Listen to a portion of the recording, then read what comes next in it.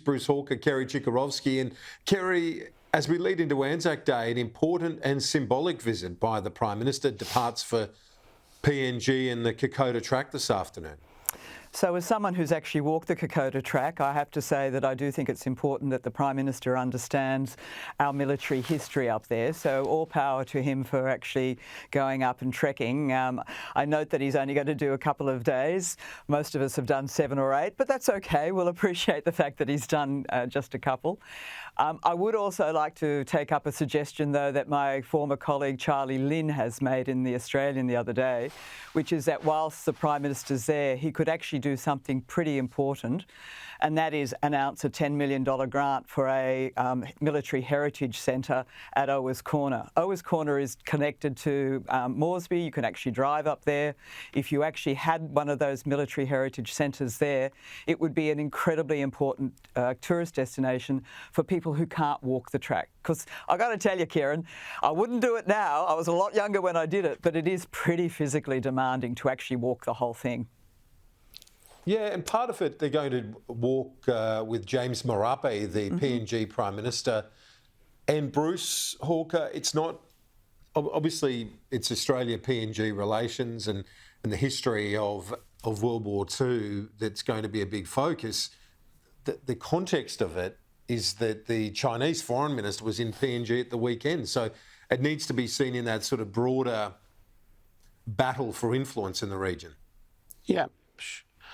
Well, I think it's a moment when we can reinforce the point that we have very strong historical ties with Papua New Guinea, that Papua New Guinean men and women died in the Second World War along with Australians and Americans and others in fighting to defend both Papua New Guinea and the Australian coastline.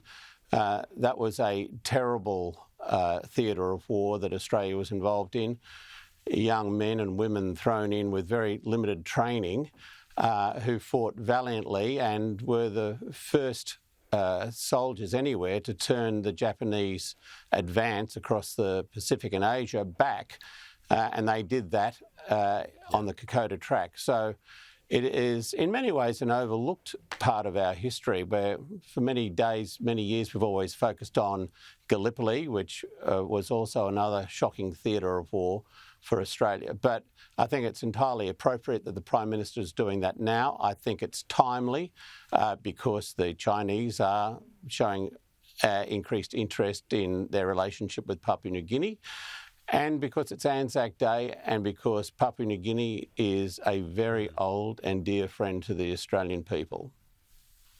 It certainly is. And when you're in far north Queensland, you get a very good sense on the Cape how close we're talking about. It is really so close in terms of our northern neighbour. Kerry, when the Prime Minister heads back after Anzac Day, it's only a couple of weeks then to the budget. It's all about economic management now for the government as they try to solidify their position within, the polls show their primary in the low 30s still. Yeah, well, and we're seeing the commentary from particularly the Treasurer about that he's keeping his fingers crossed for another surplus, but because of the deteriorating position worldwide in terms of our trade, Treasury are actually kind of almost advising him not to put too high hopes on it. So I think it's going to be an interesting budget because, we heard that there wasn't going to be a lot of cost of living a few weeks ago. Clearly the polls, I think, are spooking the government because they're not getting any great traction on some of their other announcements. So what they're looking for is a budget which will address some of those cost of living difficulties, particularly I would suspect something around energy. People are really, really hurting with their electricity bills, with their gas bills.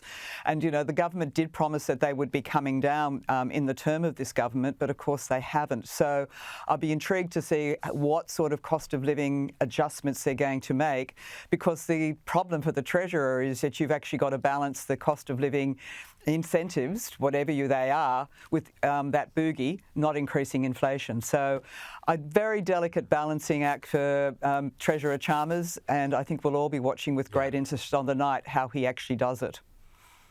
Indeed, that is a huge risk still, if you look not just in Australia but worldwide, that sticky inflation. Bruce, I wonder what you think. I spoke to Richo earlier in the program, and he's saying that some of the analysis on the polling is overdoing it, that historically the government's actually in a pretty good position mid-term. What's your read? That's largely my read too, although I wouldn't be Pollyanna-ish about it by any stretch of the imagination. They continue to have a margin over the opposition.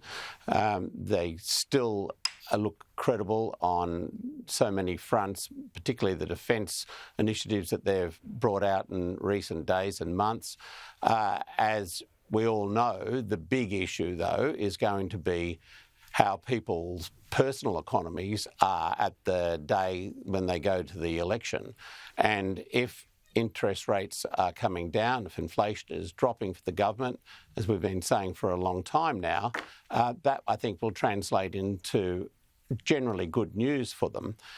If it remains stubbornly high, as it continues to do so here and particularly in places where we're trading, the United States, for example, then that becomes a much more challenging election for the government. But yeah, I don't look at these polls and think, oh my God, we're in free fall, or they've just completely lost track with the electorate.